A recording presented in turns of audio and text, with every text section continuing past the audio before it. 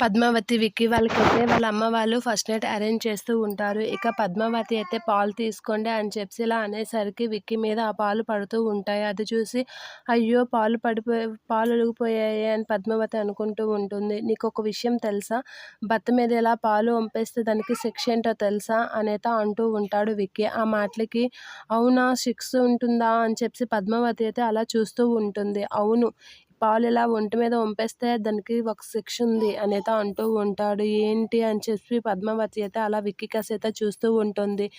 దానికి విక్కీ అయితే పద్మావతితో శిక్ష ఏంటా అని చెప్పి తను చేపట్టుకొని అయితే లాగుతూ ఉంటాడు. అలా లాగగానే పద్మావతి అయితే సిగ్గుతో అలా చూస్తూ ఉంటుంది విక్కీ కాసి. ఇక విక్కీ అయితే తను చేపట్టుకొని లాగి ఒకసారిగా పద్మావతిని ఎత్తుకుంటూ ఉంటాడు. అలా తనైతే పద్మావతిని ఎత్తుకోగానే పద్మావతి విక్కీ కాసి చూస్తే అలా ఉండిపోతూ ఉంటుంది. విక్కీ కూడా పద్మావతి కాసి చూసి నవ్వుకుంటూ ఉంటాడు. ఇక చాలా హ్యాపీగా ఉంటారు.